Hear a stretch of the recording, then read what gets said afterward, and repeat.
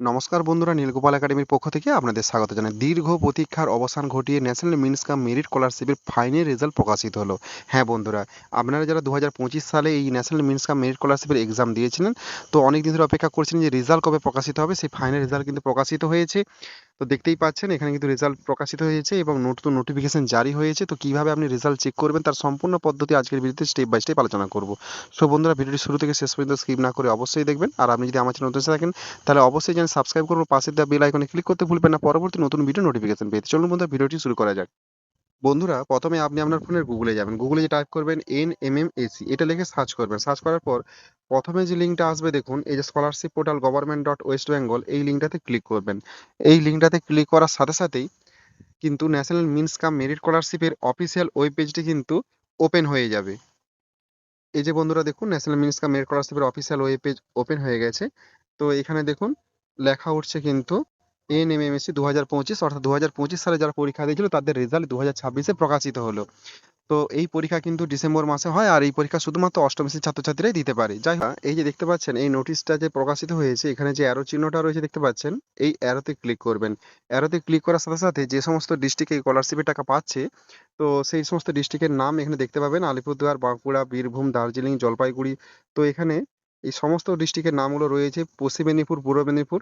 তো আপনি যে জেলাতে বসবাস করছেন, আপনি যে জেলা থেকে এই এক্সামটা দিয়েছেন, তো সেই জেলার এখানে নামের উপরে ক্লিক করতে হবে। এগুলো সব পিডিএফ আকারে রয়েছিল, এগুলো সমস্ত পিডিএফ আকারে রয়েছে। আপনি ক্লিক করলে এখানে একটা পিডিএফ ডাউনলোড হয় এবং সেই পিডিএফ এ সার্চ করে আপনার নামটা দেখতে হবে।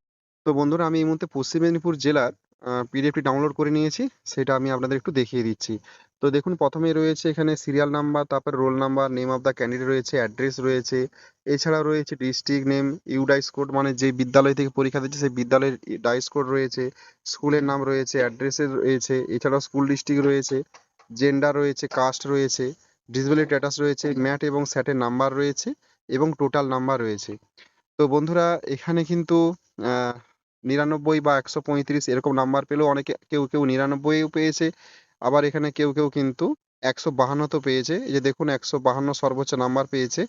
আবার এখানে একটা জিনিস লক্ষ্য করুন, একজন শুধু 97 পেয়েছে, দেখতে পাচ্ছেন? শুধু 97 এসটি থাকার কারণে কিন্তু সে স্কলারশিপটা পেয়ে গেছে। এই যে দেখুন বন্ধুরা, শুধু 97 পেয়েছে কিন্তু এসটি থাকার কারণে কিন্তু স্কলারশিপ পেয়েছে। আর এখানে কিন্তু অনেকেই স্কলারশিপ পেয়েছে, তার পুরো লিস্ট কিন্তু এখানে রয়েছে। টোটাল 34টা পিডিএফ রয়েছে, 450 জন টোটাল কিন্তু এখানে স্কলারশিপ পেয়েছে। পশ্চিম মেদিনীপুর জেলাতে 450 জন কিন্তু এই স্কলারশিপটা পেয়েছে। তো আপনার ডিস্ট্রিক্টে আপনি এরকম পিডিএফটা ডাউনলোড করবেন এবং করে এখানে সার্চ করে দেখবেন। এই যে বন্ধুরা, এখানে সার্চ যে বাটনটা রয়েছে, এখানে সার্চ করে দেখবেন যে আপনার নামটা বা রয়েছে কিনা। আপনি নাম দিয়েও সার্চ করতে পারেন, ডায়াস কোড দিয়ে সার্চ করতে পারেন। তবে বন্ধুরা, এখানে কিন্তু এসসি এসটি ছেলেরাই কিন্তু বেশি পেয়েছে। আর জেনারেল ক্যাটাগরি যারা রয়েছে তাদের মিনিমাম 150-52 কাট অফ করেছে। তো এসসি এসটি ছেলেরাই কিন্তু এখানে বেশি পেয়েছে। আপনি লক্ষ্য করুন, বেশিরভাগটা হচ্ছে এসসি এসটি। তো এনারাই কিন্তু বেশি পেয়েছে। যাই হোক, এইভাবে কিন্তু আপনি সার্চ করে দেখতে পারবেন।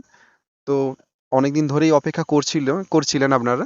তো সেই যাই হোক, দীর্ঘ প্রতীক্ষার অবসান ঘটেছে। সো বন্ধুরা, আজ এই পর্যন্ত। দেখা হয় পরবর্তী নতুন কোনো ভিডিওতে, নতুন কোনো টপিক নিয়ে। ততক্ষণ আমরা প্রত্যেকে ভালো থাকুন, সুস্থ থাকুন। Best of luck.